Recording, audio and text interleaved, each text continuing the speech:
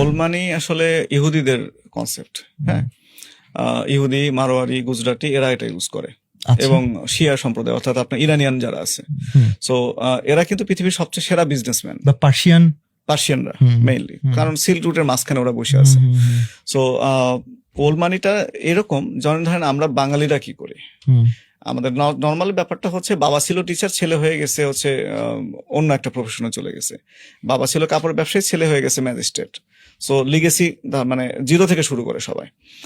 Old মানি theory যেটা, সেটা হচ্ছে যে মানে এমন জায়গায় অর্থ ইনভেস্ট করা, দুটো দেশের মধ্যে যুদ্ধ লাগলেও যেন সেই অ্যাসেটটা মানে নষ্ট না হয়। ওয়াটারলোর যুদ্ধে রথচাইল্ড ফ্যামিলি, এক ছেলে ইংলিশদেরকে ইনভেস্ট করছিল, আর এক ছেলে ফ্রেঞ্চদেরকে ইনভেস্ট করছিল। যুদ্ধে যেই জিতুক টাকা আমার ঘরেই আসবে, ফ্যামিলিতে আসবে। সো ওল্ড মানি থিওরি হিসেবে যারা ওল্ড মানি থিওরি মানে, এরা আসলে শো অফ করে না।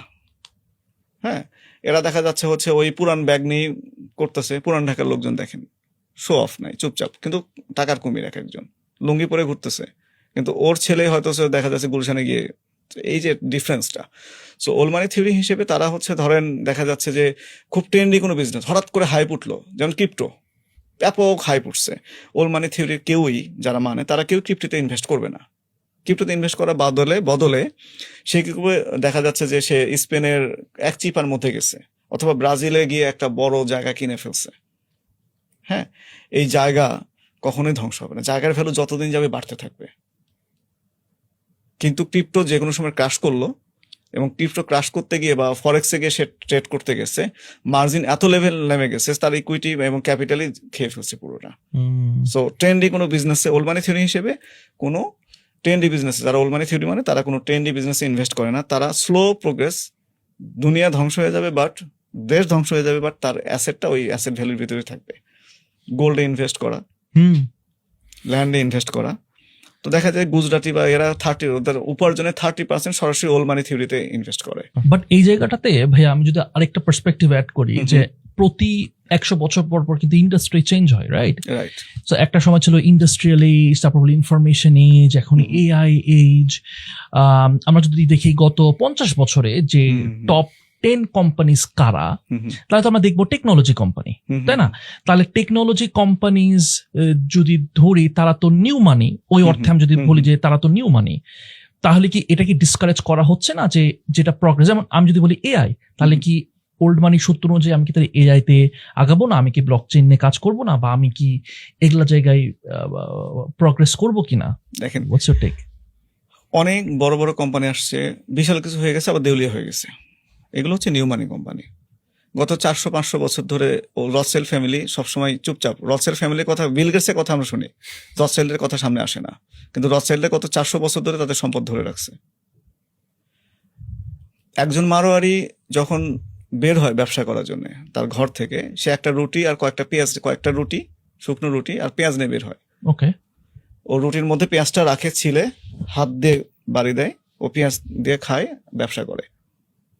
এরপর যখন টাকা ইনকাম করে, সে টাকাটা কয়েক ভাগ করে। এক ভাগ মাটির নিচে পুঁতে রাখে, জমি কিনে। এক ভাগ তার বিছানার নিচে রাখে, শিওরের নিচে। এটা হচ্ছে বিজনেসে যখন তার ব্যাকআপ মানি, বিজনেসে যখন টাকা ব্যাকআপ দিতে হবে, ইমার্জেন্সি ফান্ড।